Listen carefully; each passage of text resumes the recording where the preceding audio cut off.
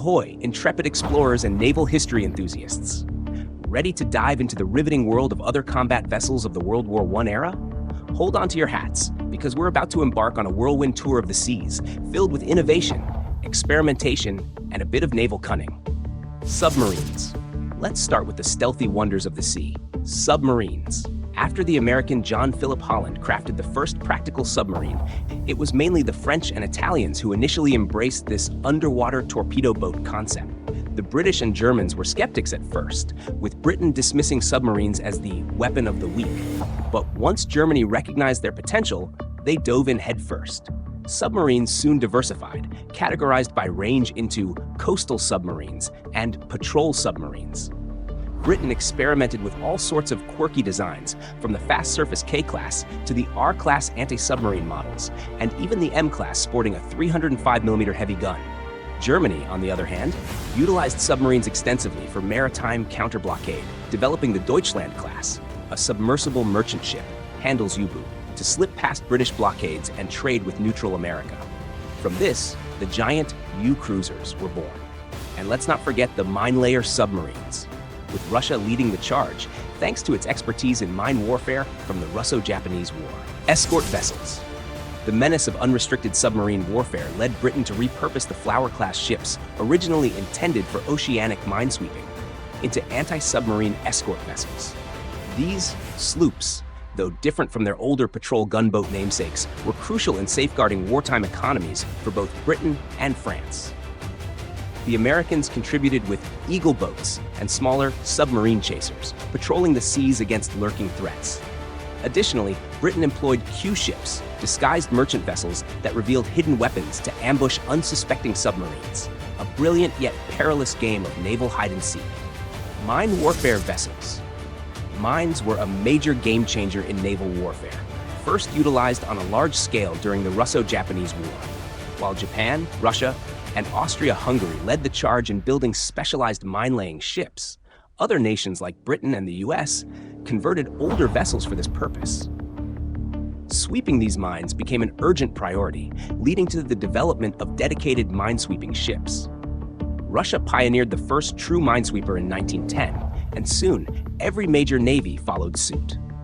Britain even dabbled in paddle minesweepers and riverine minesweepers for operations in shallow waters like Mesopotamia. Aircraft carriers. Broadly speaking, aircraft-carrying vessels began with balloon tenders in the late 19th century, used for deploying tethered balloons. The first true seaplane tender, however, was the French ship La Foudre, Port Hydrovans.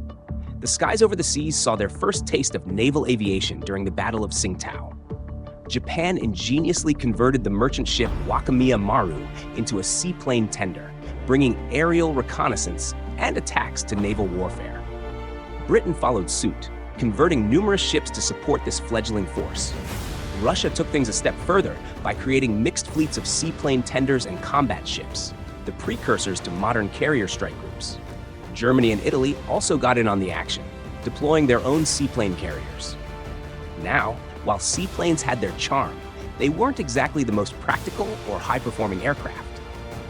Recognizing this, the US successfully conducted experiments with regular aircraft taking off from ships before the war.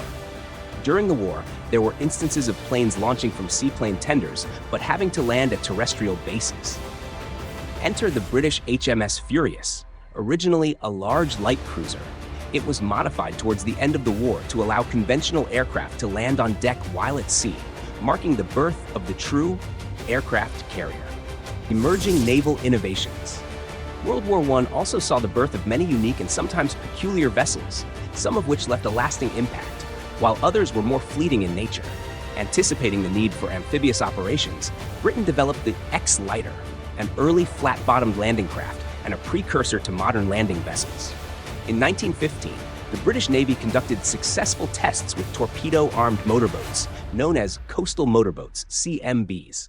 Around the same time, Germany developed similar fast motorboats, the LM boats, Luftschiffmotoren. But it was the Italian Navy that gained fame with their MAS boats, Motoscafo Armato Silurante or Motoscafo Anti-Sommergibel, which even managed to sink an Austro-Hungarian dreadnought. These CMBs, LM boats, and MAS boats are considered the ancestors of the motor torpedo boats that would become famous in later wars. Another fascinating type of vessel worth mentioning is the Monitor, a shallow draft ship equipped with heavy guns for coastal bombardment. Tracing its roots back to the American Civil War with the original USS Monitor, the name became synonymous with these powerful, low-profile vessels. On the eve of World War I, Britain designed a new generation of monitors, equipped with battleship-grade artillery, specifically for shore bombardment. Italy followed suit with their own versions, called mobile batteries, Batteria Semovente, though for simplicity, we'll refer to them all as monitors. The war also saw the rise of commerce raiders, ships designed to disrupt enemy trade. These raiders came in many forms, including even sailing ships adapted for the purpose. For special maritime blockades, armed trawlers and naval drifters were employed, often repurposed for minesweeping and anti-submarine duties. And these are just the highlights. There were many other innovative vessel types during this era, each contributing to the multifaceted and dynamic nature of naval warfare. From disguised Q-ships to experimental submarine designs, the seas were alive with daring ventures and naval ingenuity. So keep your eyes on the horizon and your spirits high, as the world of naval history holds countless more adventures and tales of innovation. Anchors aweigh and onward to new discoveries.